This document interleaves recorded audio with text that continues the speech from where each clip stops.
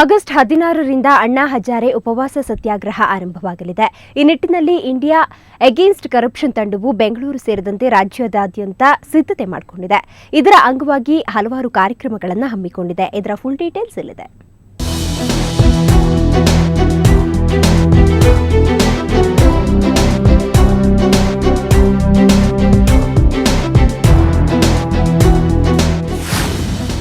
ಶಕ್ತಿಯುತ ಲೋಕಪಾಲ್ ಮಸೂದೆ ಜಾರಿಗೆ ಒತ್ತಾಯಿಸಿ ಅಣ್ಣಾ ಹಜಾರೆ ಇದೇ ತಿಂಗಳ 16ರಿಂದ ಉಪವಾಸ ಸತ್ಯಾಗ್ರಹ ಮಾಡಲಿದ್ದಾರೆ. ಅಣ್ಣಾಗೆ ಸಾಥ್ ನೀಡಲು ಇಂಡಿಯಾ ಅಗೇನ್ಸ್ಟ್ ಕರಪ್ಷನ್ ತಂಡ ಬೆಂಗಳೂರು ಸೇರಿದಂತೆ ರಾಜ್ಯಾದ್ಯಂತ ವಿವಿಧ ಕಾರ್ಯಕ್ರಮಗಳನ್ನು ಹಮ್ಮಿಕೊಂಡಿದೆ.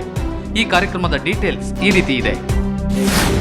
ಮೊದಲನೆಯದಾಗಿ ನಾಳೆ ಬೆಳಗ್ಗೆ 9 ಗಂಟೆಗೆ ಯಶವಂತಪುರ ಮಾರುಕಟ್ಟೆಯನ್ನ ಸ್ವಚ್ಛಗೊಳಿಸಲಾಗುತ್ತೆ. ಇದರೊಂದಿಗೆ ನಗರದ ವಿವಿಧ ಭಾಗಗಳಲ್ಲಿ ಬೈಕ್ ರ್ಯಾಲಿಗಳನ್ನು ಹಮ್ಮಿಕೊಳ್ಳಲಾಗಿದೆ. ಇನ್ನು 15ರಂದು ರಾತ್ರಿ 8ರಿಂದ 9ರವರೆಗೆ ಎಲ್ಲಾ ಮನೆ, ಅಂಗಡಿ, ಮುಂಗಟ್ಟುಗಳಲ್ಲಿ ವಿದ್ಯುತ್ ದೀಪಗಳನ್ನು ಆರಿಸಿ ಹೊಸ ಬೆಳಕಿನ ಸೂಚಕವಾದ ಎಣ್ಣೆ ದೀಪವನ್ನು ಹಚ್ಚುವಂತೆ ತಂಡ ಮನವಿ ಮಾಡಿದೆ. ಆಗಸ್ಟ್ 16ರಂದು ಬೆಳಗ್ಗೆ ಫ್ರೀಡಂ ಪಾರ್ಕ್ನಲ್ಲಿ ಉಪವಾಸ ಸತ್ಯಾಗ್ರಹ ಆರಂಭವಾಗಲಿದೆ. ರಾತ್ರಿ 10 ಗಂಟೆಯಿಂದ 11 ಗಂಟೆವರೆಗೆ ರಾಜ್ಯದ ಜನರು ಮನೆ ಆಚೆ ನಿಂತುಕೊಂಡು ಸರಿಯಾಗಿ 11 ಗಂಟೆಗೆ ರಾಷ್ಟ್ರಗೀತೆಯನ್ನು ಹಾಡುವಂತೆ ತಂಡ ಕೇಳಿಕೊಂಡಿದೆ. 17ರಂದು ಒಂದು ತಂಡವು ಬೆಂಗಳೂರಿನಿಂದ ದೆಹಲಿಗೆ ಕಾಲ್ನಡಿಗೆಯಲ್ಲಿ ಹೊರಡಲಿದೆ. ಜನರಿಗೆ ಲೋಕಪಾಲ್ ಮಸೂದೆಯ ಬಗ್ಗೆ ಅರಿವು ಮೂಡಿಸೋದು ಇದರ ಉದ್ದೇಶವಾಗಿದೆ. ಅಣ್ಣಾ ಹಜಾರೆ ಅವರನ್ನ ಸಪೋರ್ಟ್ ಮಾಡಿಕೊಂಡು ಉಪವಾಸ ಸತ್ಯಾಗ್ರಹ ಕೊಡ್ತಾ ಇದ್ದಾರೆ. ಆ ಉಪವಾಸ ಸತ್ಯಾಗ್ರಹದಲ್ಲಿ ತುಂಬ ವಾಲಂಟಿಯರ್ಗಳು ಜಾಯ್ನ್ ಆಗ್ತಾ ಇದ್ದಾರೆ. ಆದರೆ ಬರ್ಲಿಕ್ಕೆ ಆಗದವರಿಗೋಸ್ಕರ 16ನೇ ತಾರೀಕು 10ರಿಂದ 11 ಗಂಟೆ 1 ನಿಮಿಷ ರೋಡಲ್ಲಿರಿ.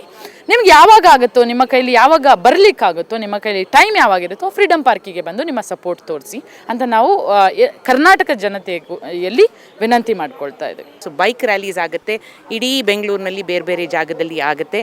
ಹಾಗೂ ತುಂಬ ಜನ ಕಾಲೇಜಸ್ಗೆ ಹೋಗಿ ಅವ್ರಿಗೆ ಅಲ್ಲಿ ಮಕ್ಕಳಿಗೆ ಅಲ್ಲಿ ಮಾಹಿತಿ ಕೊಡ್ತಾರೆ. ನಾವು ಕೆಲಸ ಬಿಟ್ಟು ಬರೋದಿಲ್ಲ, ಆ 1 ತಾಸು ಮಾತ್ರ ನೀವು ದೇಶಕ್ಕೆ ಕೊಡಿ.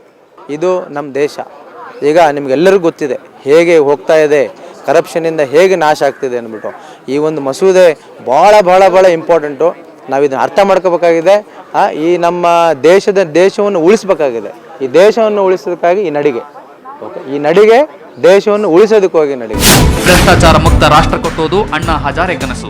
ಆ ಕನಸನ್ನ ನನಸಾಗಿಸುವ ನಿಟ್ಟಿನಲ್ಲಿ ಈ ತಂಡದ ಪ್ರಯತ್ನ ಶ್ಲಾಘನೀಯ. ಈ ತಂಡಕ್ಕೆ ನೀವು ಬೆಂಬಲ ನೀಡಿದ್ರೆ ಅದು ಅಣ್ಣಾ ಹಜಾರೆಗೆ ನೀಡಿದ ಬೆಂಬಲವೇ ಸರಿ. ಅರುಣ್ ಬಡಿಗೇರ್, ಸುವರ್ಣ ನ್ಯೂಸ್ 24/7 ಬೆಂಗಳೂರು. ಎಷ್ಟೇ ಒತ್ತಡ ಇದ್ರೂ ಸರಿ, ಬೆಂಗಳೂರಿನ ಜನತೆ ಹಬ್ಬ ಹರಿದಿನ ಆಚರಿಸೋದನ್ನ ಮರೆಯೋದಿಲ್ಲ. ಇವತ್ತೂ ಸಹ ವರಮಹಾಲಕ್ಷ್ಮಿ ಹಬ್ಬವನ್ನು ಸಡಗರ ಸಂಭ್ರಮದಿಂದ ಆಚರಿಸಿದ್ರು. ಲಕ್ಷ್ಮಿಯನ್ನ ಒಲಿಸಿಕೊಳ್ಳಲು ಚಿತ್ರರಂಗದ ನಟ ನಟಿಯರು, ರಾಜಕಾರಣಿಗಳು, ಅಧಿಕಾರಿಗಳು ಹಿಂದೆ ಬಿದ್ದಿರಲಿಲ್ಲ. ಎಲ್ಲರ ಮನೆಯಲ್ಲೂ ಲಕ್ಷ್ಮೀ ಪೂಜೆ ಸಾಂಗವಾಗಿ ನಡೀತು. ಯಾರ್ಯಾರ ಮನೆಯಲ್ಲಿ ವರಮಹಾಲಕ್ಷ್ಮಿ ಪೂಜೆ ನಡೀತು, ಯಾರ್ಯಾರು ಪೂಜೆಯಲ್ಲಿ ಪಾಲ್ಗೊಂಡಿದ್ರು ನೋಡೋಣ ಈ ರಿಪೋರ್ಟ್ನಲ್ಲಿ. ಸಿಲಿಕಾನ್ ಸಿಟಿಯಲ್ಲಿ ಇವತ್ತು ವರಮಹಾಲಕ್ಷ್ಮಿ ಹಬ್ಬದ ಸಂಭ್ರಮವೋ ಸಂಭ್ರಮ. ನಟಿ ತಾರಾ ಮನೆಯಲ್ಲೂ ಹಬ್ಬದ ತಯಾರಿ ಜೋರಾಗೇ ಇತ್ತು. ತಾರಾ ದಂಪತಿ ಒಟ್ಟಾಗಿ ಮಹಾಲಕ್ಷ್ಮಿಯ ಪೂಜೆ ಮಾಡಿದ್ರು. ನಟ ರಘು ಮುಖರ್ಜಿ ತಮ್ಮ ಪತ್ನಿ ಜೊತೆ ತಾರಾ ನಿವಾಸಕ್ಕೆ ಆಗಮಿಸಿ ಪೂಜೆಯಲ್ಲಿ ಪಾಲ್ಗೊಂಡ್ರು. ಲಡ್ಡು, ಶೇಂಗದ ಉಂಡೆ, ಹೋಳಿಗೆ ಸೇರಿದಂತೆ ಬಗೆ ಬಗೆಯ ಖಾದ್ಯಗಳನ್ನ ಸಿದ್ಧಪಡಿಸಲಾಗಿತ್ತು. ವರಮಹಾಲಕ್ಷ್ಮಿ ಹಬ್ಬ ನಮ್ಗೆ ಯಾಕೆ ತುಂಬ ಮುಖ್ಯ ಆಗುತ್ತೆ ಅಂತಂದರೆ, ಎಲ್ರಿಗೂ ಏನಕ್ಕೆ ಭಾಳ ಲಕ್ಕಿ ಅಂದ್ಕೊಳ್ತೀವಿ ಅಂತಂದರೆ, ಆ ದೇವಿಯ ದಿನ ಆ ದೇವಿ ಪೂಜೆ ಮಾಡ್ತೀವಿ, ಎಲ್ಲ ಮಾಡ್ತೀವಿ. ಆವತ್ತೇ ನಮ್ಮ ವ್ಯಾಪಾರನ ಇದನ್ನು ಮಾಡಿದ್ರೆ ಆ ದೇವಿ ವರಪ್ರಸಾದ ಭಾಳ ಚೆನ್ನಾಗಾಗ್ಬೋದು, ವರಲಕ್ಷ್ಮಿ ನಮಗೆ ವರಗಳನ್ನ ಕೊಡ್ಬೋದು ಅನ್ನೋ ಆಸೆಗಳನ್ನೆಲ್ಲ ಹೊತ್ಕೊಂಡು ಮಾಡಿರ್ತೀವಿ.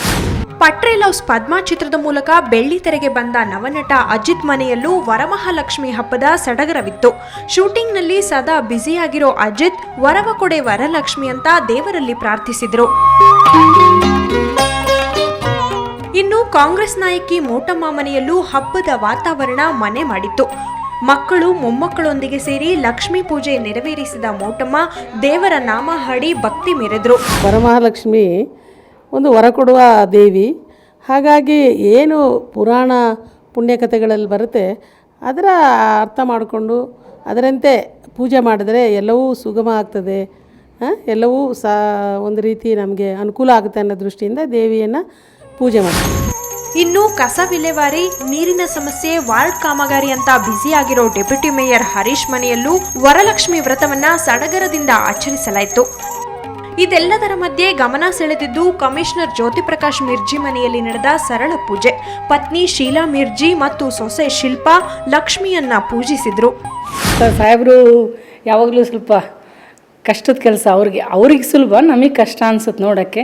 ಅದಕ್ಕೆ ಅವರು ಹುಷಾರಾಗಿರಲಿ, ಸೇಫಾಗಿ ಬರಲಿ, ಮನೆಗೆ ಆರೋಗ್ಯವಾಗಿರಲಿ ಅಂತ ಮೇನ್ ಮಕ್ಕಳಿಗೂ ಎಲ್ಲರಿಗೂ ಒಳ್ಳೆಯದಾಗಲಿ. ಗಣ್ಯರ ಮನೆಗಳಲ್ಲದೆ ನಗರದ ಹಲವು ದೇವಾಲಯಗಳಲ್ಲೂ ವಿಶೇಷ ಪೂಜೆ ನಡೆಯಿತು. ಮಹಾಲಕ್ಷ್ಮಿ ಲೇಔಟ್ನಲ್ಲಿರೋ ಇತಿಹಾಸ ಪ್ರಸಿದ್ಧ ಮಹಾಲಕ್ಷ್ಮಿ ದೇವಾಲಯದಲ್ಲೂ ಪಂಚಾಮೃತ ಅಭಿಷೇಕ ಪೂಜೆ ಸಾಂಗವಾಗಿ ನಡೆದಿದೆ.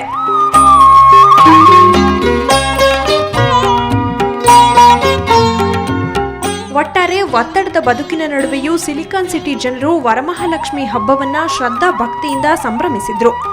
ಸುವರ್ಣ ನ್ಯೂಸ್ 24/7 ಬೆಂಗಳೂರು. ಸುವರ್ಣ ವಾಹಿನಿಯ ಸುದ್ದಿ ಏನಾದರೂ ಮಿಸ್ ಆಗಿದೆಯಾ? ಡೋಂಟ್ ವರಿ, ಈಗ ಸುವರ್ಣ ವಾಹಿನಿ ಇಂಟರ್ನೆಟ್ನಲ್ಲೂ ಲಭ್ಯ. ನೀವು ಮಾಡಬೇಕಾಗಿರೋದು ಇಷ್ಟೇ, www.suvarnanews.tv ಕ್ಲಿಕ್ ಮಾಡಿ ಲೈವ್ ಸುದ್ದಿಯನ್ನ ನೋಡಿ. ಇದು ಇವತ್ತಿನ ಬೆಂಗಳೂರು ಮೆಟ್ರೋ. ಕ್ಷಣ ಕ್ಷಣದ ಸುದ್ದಿಗಾಗಿ ನೋಡ್ತಾ ಇರಿ ಸುವರ್ಣ ನ್ಯೂಸ್ 24/7.